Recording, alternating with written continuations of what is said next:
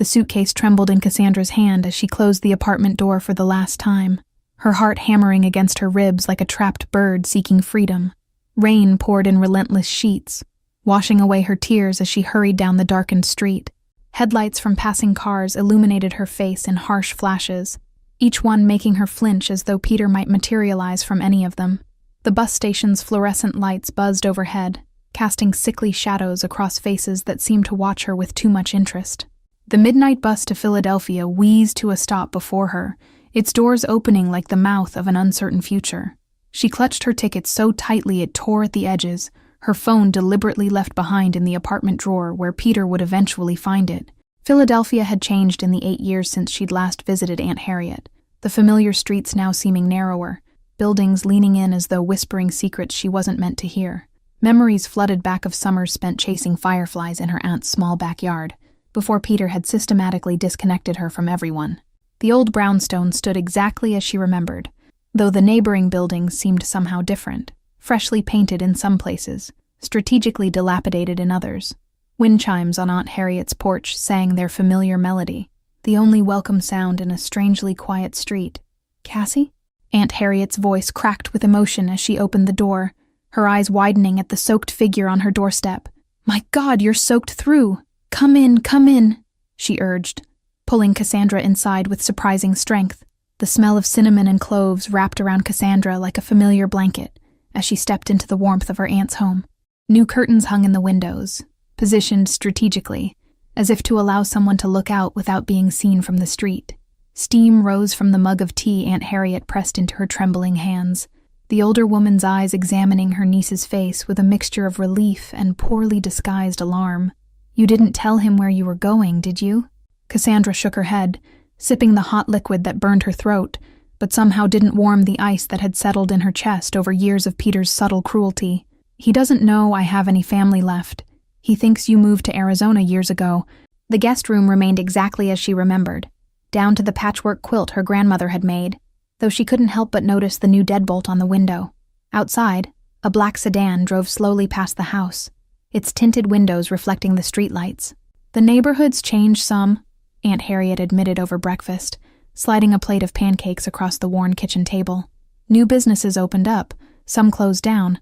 I've been at Bellini's restaurant for almost 3 years now, cooking for the dinner crowd." Her aunt's eyes darted to the window as she spoke, a subtle movement that might have gone unnoticed by someone less attuned to the micro-expressions of fear. Something unspoken lingered in the air between them, heavy as the morning humidity that pressed against the windows. "You should come by the restaurant. They're always looking for help, and the tips are good," Aunt Harriet suggested, carefully folding dishcloths with practiced precision. "The owner's particular about who works there, but I could put in a word for you."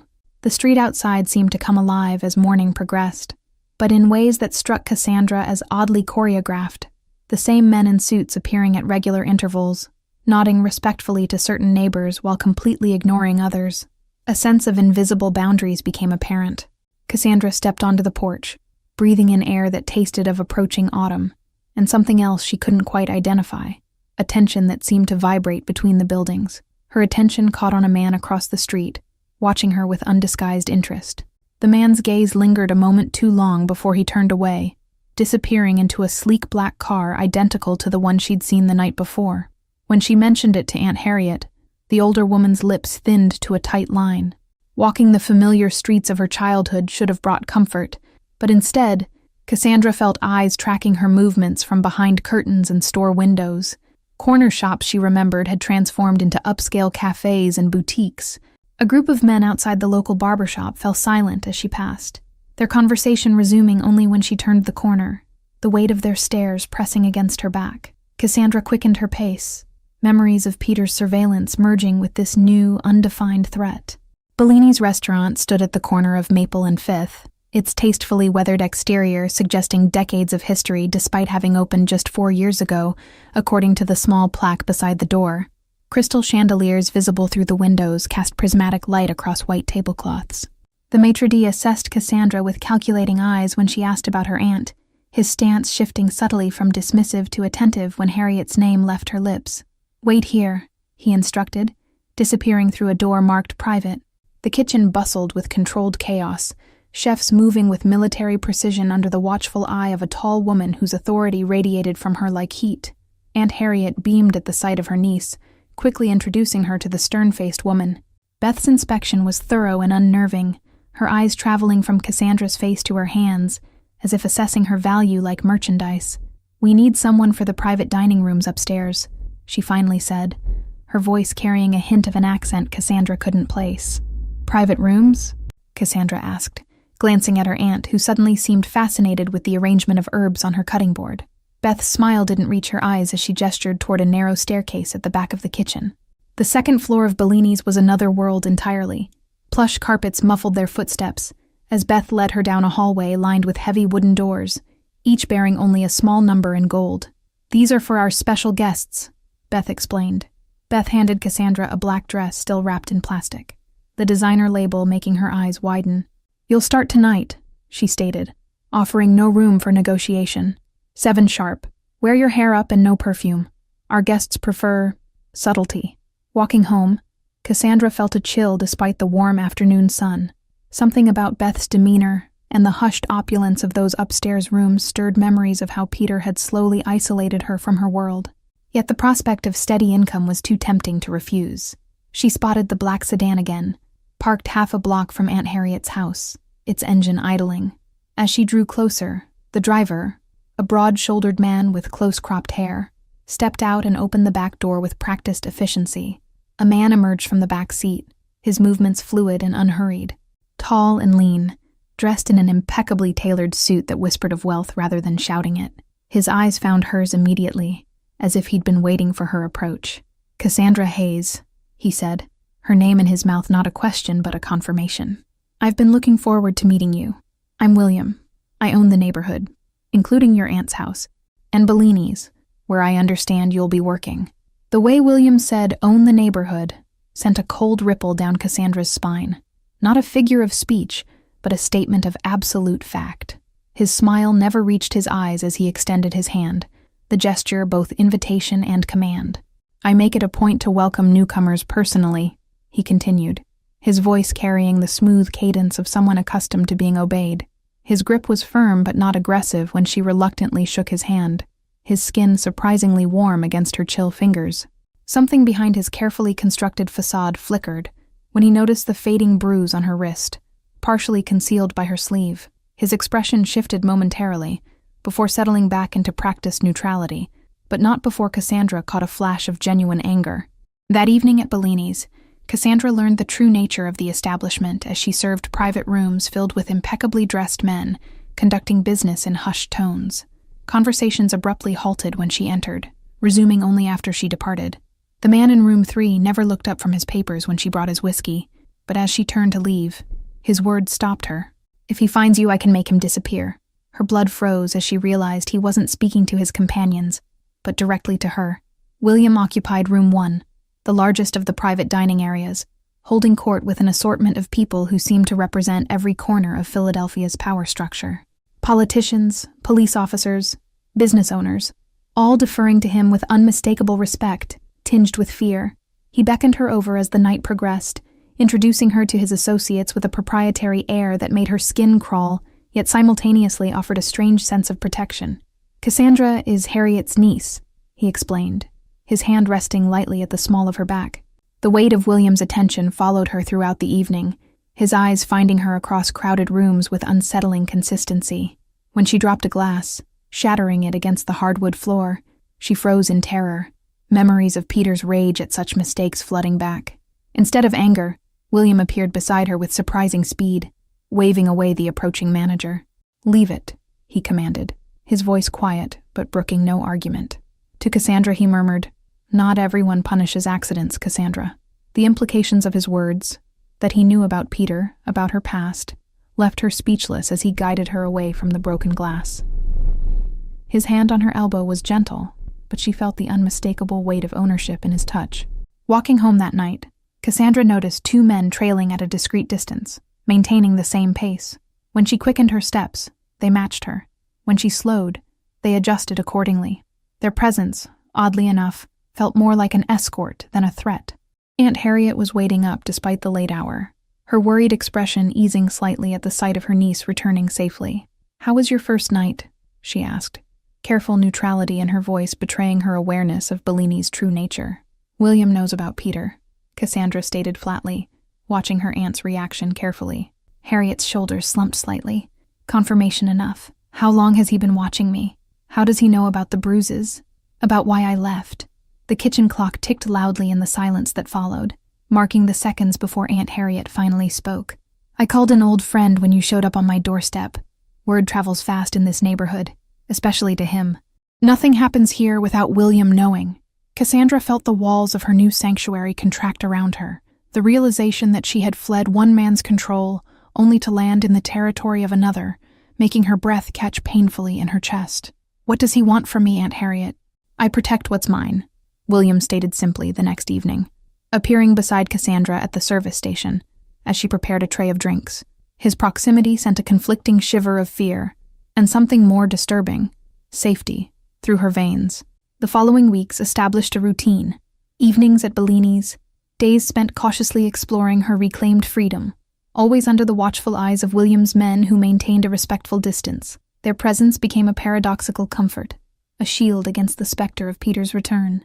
Cassandra learned William's operation through whispered conversations among staff. His control extended beyond this neighborhood into much of Philadelphia's underworld, a complex network of protection rackets, gambling operations, and political influence peddled with calculated precision. No violence unless absolutely necessary. William preferred power through intelligence rather than brute force.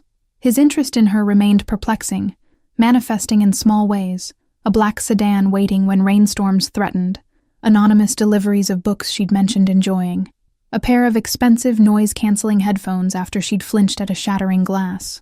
William watched her reactions to these gifts with the intensity of a scientist observing an experiment. One night, arriving for her shift, she found William in heated discussion with a police captain in the restaurant's back office, their conversation cutting off abruptly when she appeared in the doorway. "Stay after closing," William instructed her, his tone making it clear this wasn't a request. The restaurant emptied gradually, staff performing closing rituals with practiced efficiency until only Cassandra remained, nervously folding linens in the private dining room where William had told her to wait. She startled when he entered, 2 crystal glasses and an amber bottle in hand. "Your ex-boyfriend made inquiries at your old apartment complex yesterday," William announced without preamble, pouring 2 fingers of whiskey into each glass and sliding one toward her. "He's looking for you, though not very intelligently." William's network of informants was evidently vast, his knowledge of her past alarmingly detailed as he recounted Peter's movements with clinical precision. "You're not the first woman to seek refuge in my territory from men who didn't deserve them," he explained, studying her over the rim of his glass. Their conversation shifted unexpectedly as midnight approached, William revealing fragments of himself, raised by a grandmother who cleaned houses in this very neighborhood, education at prestigious schools earned through scholarships, a meteoric rise through Philadelphia's criminal hierarchy. His path to power seemed a deliberate rejection of vulnerability, a lesson Cassandra understood too well. "Why help me?" Cassandra finally asked, the question that had burned in her mind since discovering his surveillance. William's smile contained a rare flash of genuine emotion, a glimpse behind the calculated facade he maintained. "Because you remind me of someone I couldn't save," he answered, unexpected honesty in his voice. "And because men like your Peter are predators who mistake fear for respect, something I find particularly distasteful." The boundaries between protector and captor blurred dangerously as William offered her a job beyond serving drinks, managing the legitimate books for several of his businesses, a position that would keep her within his sphere while offering genuine financial independence. The choice felt both liberating and binding, a gilded cage still being a cage. Cassandra accepted with clear conditions: no direct involvement in illegal activities, no interference in her personal life, and an agreement that his men would be less conspicuous in their surveillance. William's amused respect at her negotiation attempt only reinforced her suspicion that he had already anticipated and accepted these terms. Their new arrangement brought Cassandra into a different level of William's world. The upper office of Bellini's transformed into her workspace, surrounded by legitimate invoices and payroll documents that nonetheless served as cover for more questionable financial movements. Her accounting degree, abandoned when Peter insisted she focus on supporting his career, now proved unexpectedly valuable. As weeks passed, Cassandra recognized the dangerous comfort growing between them, William's protective orbit becoming a space where she felt genuinely secure for the first time in years. The price of this security, her tacit acceptance of his criminal enterprise, seemed increasingly justifiable when balanced against the alternative of facing Peter alone. October brought crisp air and changing leaves to Philadelphia, mirroring the transformation in Cassandra's life as she grew more confident navigating William's complex world. The restaurant staff now treated her with deferential respect, recognizing her elevated position within their employer's hierarchy. Her workspace expanded to include oversight of 3 more legitimate businesses: a laundromat, a car service, and a small property management company, all serving as effective fronts for William's less legal operations. Cassandra maintained her ethical boundary by focusing exclusively on the legitimate side, though the artificial separation grew increasingly transparent. Weekly dinners with William became routine, ostensibly to discuss business, but evolving into intellectual sparring, matches that left her both exhilarated and unsettled. His mind worked in fascinating patterns, strategic, 10 steps ahead, yet capable of surprising emotional insight that contradicted his ruthless reputation. Power and protection are different sides of the same coin, William observed during one such dinner, examining the ruby-colored wine in his glass with critical appreciation. The difference lies entirely in how they're wielded, and toward what purpose. Aunt Harriet remained cautiously supportive, though concern shadowed her eyes whenever William's name entered their conversations. "He's different with you," she admitted reluctantly one Sunday morning, while they prepared breakfast together. "I've never seen him genuinely interested in anyone before. It's both promising and worrying." On a rare day off, Cassandra ventured beyond William's territory to a downtown shopping district, savoring the anonymity of crowds and the absence of watchful eyes. The sensation of true independence felt intoxicating after months under constant observation. The boutique saleswoman's friendly chatter about an upcoming neighborhood festival provided delightful normality, a conversation devoid of hidden meanings or power dynamics. Cassandra purchased a deep green sweater, imagining a life where such simple interactions were commonplace rather than exceptional. Reality intruded harshly as she exited the shop, her gaze colliding with a horrifyingly familiar face across the street. Peter, emerging from a coffee shop, his attention momentarily directed toward his phone. Panic froze her mid-step, the shopping bag slipping from suddenly numb fingers. Peter looked up, his expression shifting from casual distraction to predatory recognition with chilling speed. Cassandra's feet finally responded to her brain's desperate commands, carrying her into the nearest crowd, as her heart thundered painfully against her ribs. The protective bubble of William's territory now seemed miles away as she navigated unfamiliar streets, constantly glancing over her shoulder. Peter's voice called her name from somewhere behind, the sound striking terror through her core more effectively than any weapon.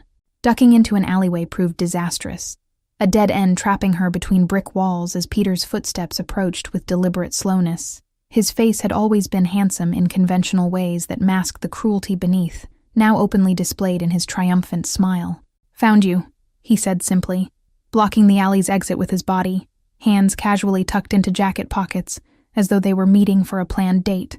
"You've made this much more difficult than it needed to be, Cass." Before he could advance further, a black sedan screeched to a halt at the alley entrance, 2 of William's men emerging with efficient purpose. Peter's confusion at the interruption quickly morphed to alarm as they positioned themselves between him and Cassandra. The men said nothing, their stance and unwavering attention communicating all that was necessary. Peter retreated a step, then another, his expression cycling through anger, calculation, and finally reluctant withdrawal as he recognized the implicit threat. Cassandra's relief at the intervention mingled with disturbing realization. William's surveillance had never truly ceased, merely become less obvious at her request.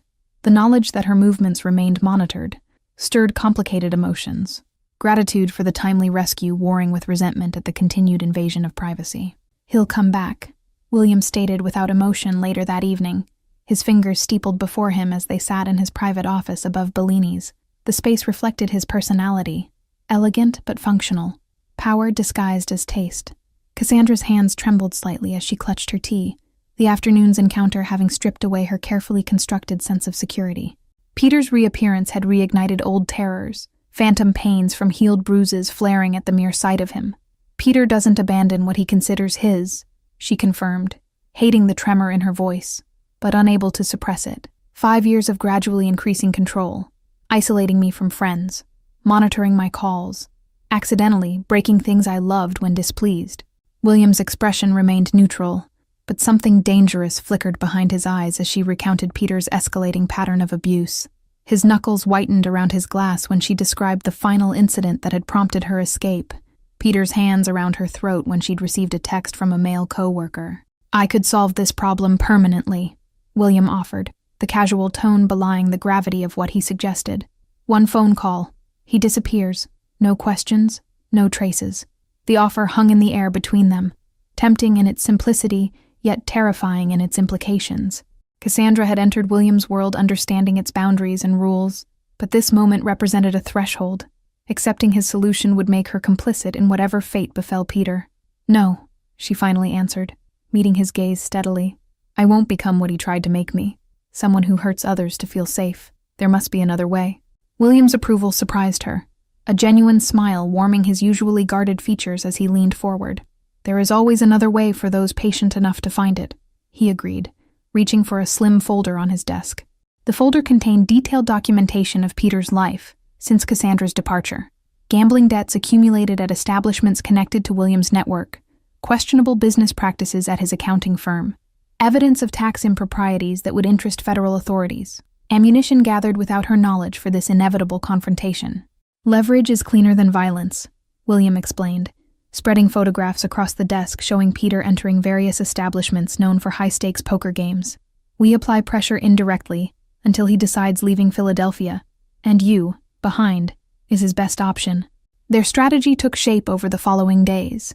Careful manipulation of Peter's growing financial troubles, anonymous tips to his employers about ethical concerns, pressure from loan sharks suddenly calling in markers. William orchestrated the campaign with the precision of a chess master, each move designed to incrementally increase Peter's desperation. Cassandra's role remained deliberately minimal.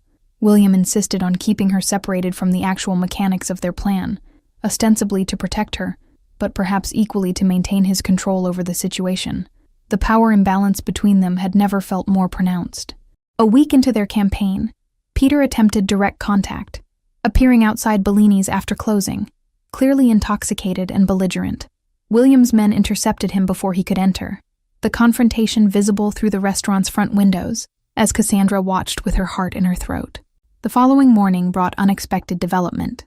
A formal restraining order delivered to Aunt Harriet's house, filed by William's attorney on Cassandra's behalf, using evidence she hadn't known existed, photographs documenting her old injuries, medical records she'd never authorized releasing, witness statements from former neighbors. William had crossed another boundary without consultation, the protective gesture simultaneously comforting and disturbing in its presumption. His resources and connections had accomplished in days what might have taken her months, yet the ease with which he'd accessed her private medical history sent a chill through her. "We need to establish boundaries," Cassandra stated firmly, facing William across his desk the following evening, her voice steadier than her nerves. The restraining order had triggered an overdue conversation about the parameters of their arrangement. William's expression remained neutral, though something like respect flickered in his eyes at her confrontation. "I acted to protect you," he responded, his tone lacking the defensiveness Peter would have displayed when challenged. Their negotiations stretched into hours, evolving from tense disagreement to thoughtful exchange as they redefined their alliance. William conceded to consult her before taking actions on her behalf, while Cassandra acknowledged her need for his protection against Peter's escalating threats. The compromise felt like genuine progress, William treating her as a partner rather than a possession, her autonomy respected even within the confines of their unorthodox relationship. The subtle shift in power dynamics between them promised a foundation less built on control and more on mutual respect. Peter's response to their campaign proved more erratic than anticipated. Instead of retreating under pressure, he became increasingly reckless. Anonymous threats arrived at Aunt Harriet's house, hang-up calls in the middle of night, once a brick through the front window that shattered the early morning silence. William's security detail doubled around both Cassandra and her aunt, the men now openly visible as a deterrent rather than maintaining their previous discretion. The neighborhood residents adjusted to this heightened presence with knowing glances, confirming Cassandra's suspicion that unusual activities were commonplace in William's territory. Cassandra found unexpected solace in her growing friendship with Beth, the stern restaurant manager whose initial coldness had melted into protective camaraderie. During quiet moments between shifts, Beth shared stories of her own escape from an abusive husband in Boston, revealing the network of women William had helped over the years. "He builds sanctuaries, not prisons," Beth explained, expertly chopping vegetables in Bellini's kitchen long after closing. "The difference is subtle but critical. He creates spaces where broken people can rebuild themselves without fear." The morning routine Cassandra established reflected her gradual reclamation of normalcy: coffee on Aunt Harriet's porch regardless of weather, financial records organized by color-coded systems, evening walks through designated safe zones within William's territory. These small rituals of independence served as anchors in the storm of Peter's escalating threats. William's network extended further than Cassandra had initially realized, his influence reaching into city government, where a sympathetic judge expedited paperwork for stronger legal protections.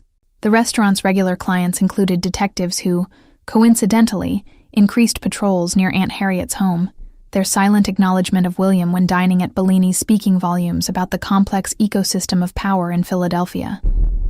On a rare evening off, Cassandra discovered William's private apartment above another of his businesses, a high-end wine shop 3 blocks from Bellini's. Her unexpected visit to discuss a discrepancy in the restaurant's books revealed a side of him carefully concealed from public view. The space contradicted her expectations, not the ostentatious display of wealth typical of men wielding his kind of power, but rather a sanctuary of understated comfort, filled with books, classical records, and surprisingly skillful charcoal sketches signed with his initials. The artwork depicted Philadelphia streetscapes, including one of Aunt Harriet's house that captured its essence with haunting accuracy. "You draw," Cassandra observed, the revelation of this unexpected talent forcing her to recalibrate her understanding of him yet again. William's shrug conveyed practiced nonchalance, but the careful organization of his art supplies betrayed the importance of this private creative outlet. Their conversation shifted from business to personal history as midnight approached, William revealing fragments of his past previously concealed: his father's imprisonment when he was 12, the grandmother who raised him with strict moral paradoxes, his deliberate choice of criminal enterprise over the corporate world that had rejected him based on his background. The parallels between them emerged with startling clarity, both shaped by people who had tried to control them, both creating elaborate systems of protection against vulnerability. Their connection deepened as they recognized in each other the same careful vigilance against being diminished by others' expectations. Dawn found them still talking, the boundaries between protector and protected, employer and employee, blurring into something far more complicated. When William gently brushed a strand of hair from her face, the gesture contained none of the possessiveness that had characterized Peter's touches, only a question she wasn't yet ready to answer. The strange peace between them shattered 2 days later, when Peter escalated beyond threats to action. Aunt Harriet's car vandalized in the grocery store parking lot, a warning note left on the driver's seat containing details of Cassandra's daily schedule that should have been impossible for him to know. The violation triggered immediate security protocols, William moving both women into secured apartments above Bellini's, his men conducting sweeping investigations that uncovered the unsettling truth. Someone within William's organization had been feeding information to Peter, a betrayal that sent ripples of tension throughout his carefully maintained power structure. William's rage at the discovery manifested not in the explosive violence Cassandra had feared, but in cold, methodical elimination of every possible security breach. The traitor, a recently hired driver with gambling connections to Peter, disappeared without fanfare, the matter handled with disturbing efficiency that served as stark reminder of the world she now inhabited. November arrived with bitter winds that mirrored the increasingly tense atmosphere surrounding Cassandra as Peter's obsession transformed into dangerous fixation. Despite the restraining order, financial pressure, and William's security measures, he persisted with escalating determination. The final provocation came without warning, a small package delivered to Bellini's containing photographs of Cassandra and William together, their expressions captured in moments of unguarded connection. The implicit message required no interpretation. Peter was watching, waiting, planning his retaliation for what he perceived as her betrayal. William's proposed solution remained unchanged, permanent elimination of the threat, but Cassandra continued to resist this final irrevocable step. Making him disappear won't solve the real problem, she argued, pacing the confines of her secured apartment. I'll still be running, just from memories instead of him. Their strategy sessions grew increasingly heated.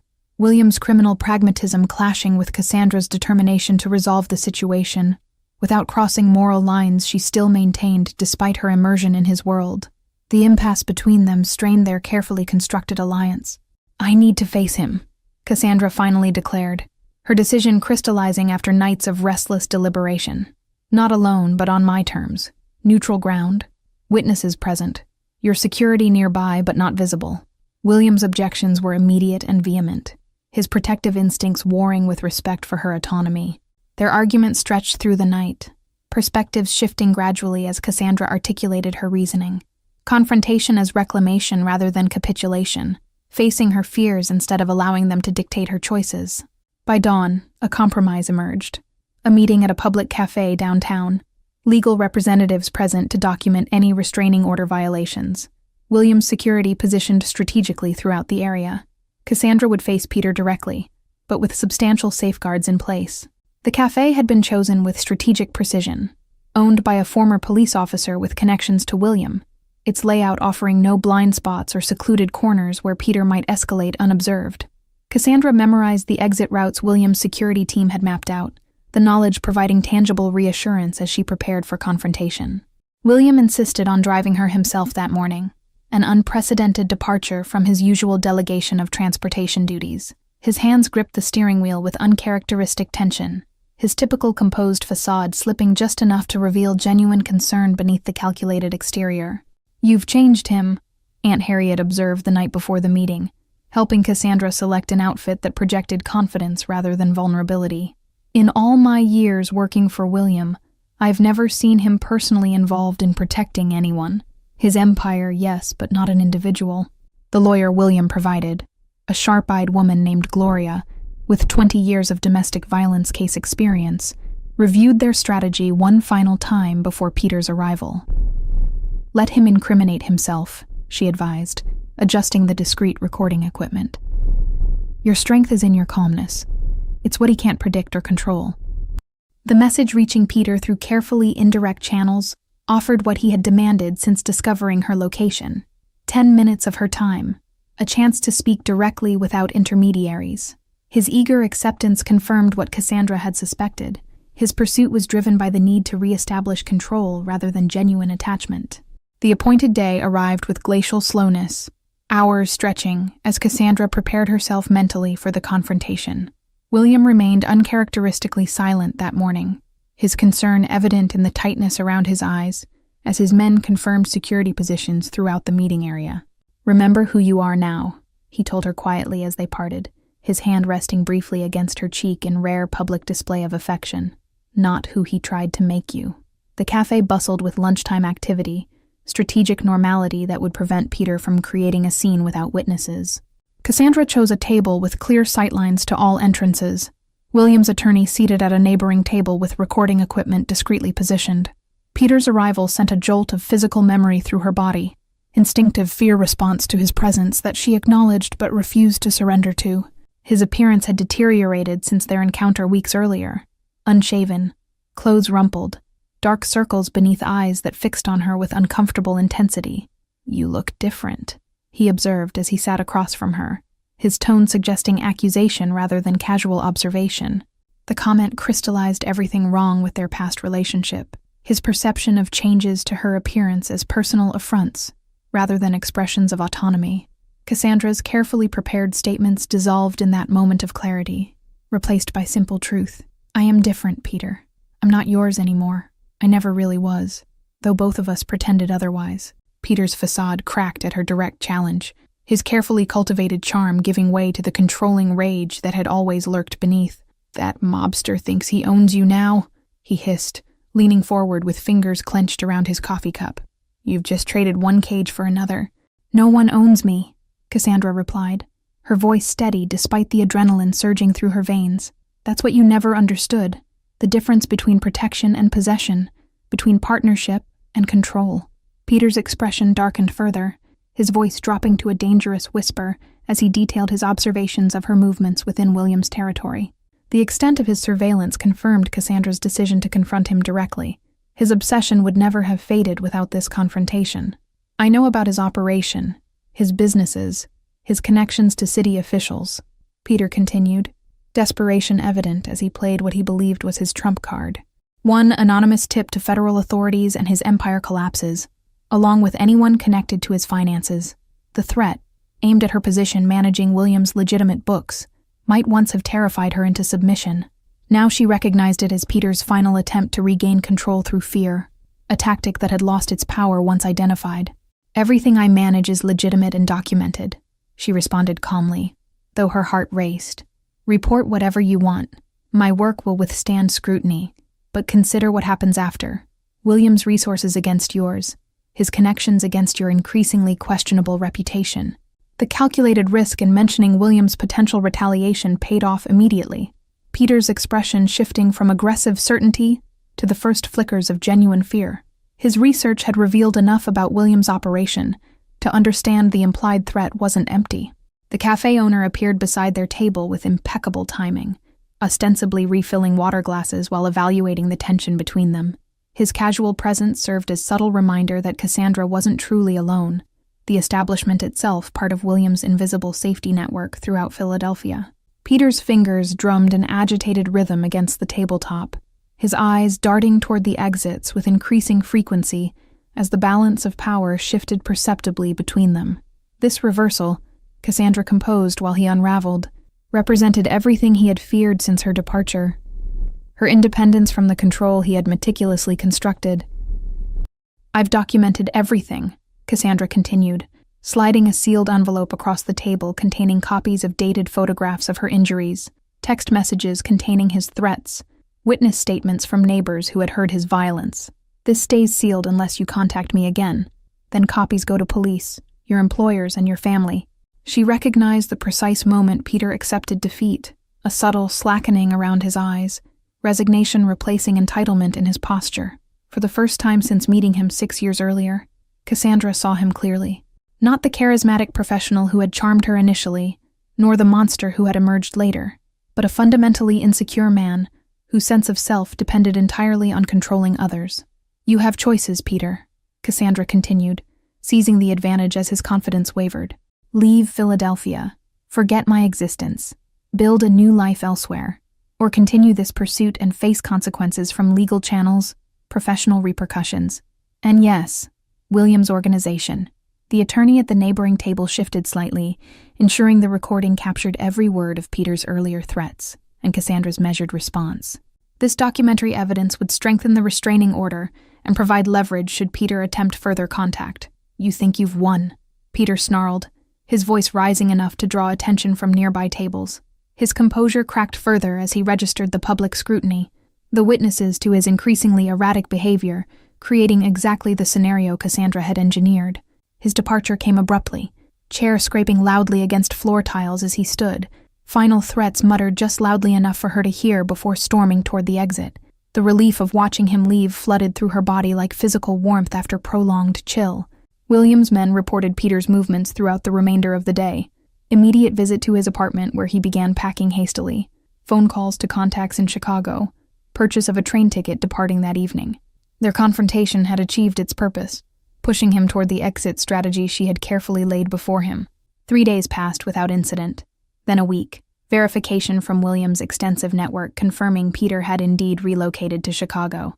His Philadelphia apartment emptied, job resigned, local connections severed. The shadow that had hung over Cassandra's new life gradually dissipated, allowing her to consider her future without the specter of his return. "What happens now?" William asked one evening as they shared dinner on the rooftop garden above his wine shop, the city lights spread before them like earthbound stars.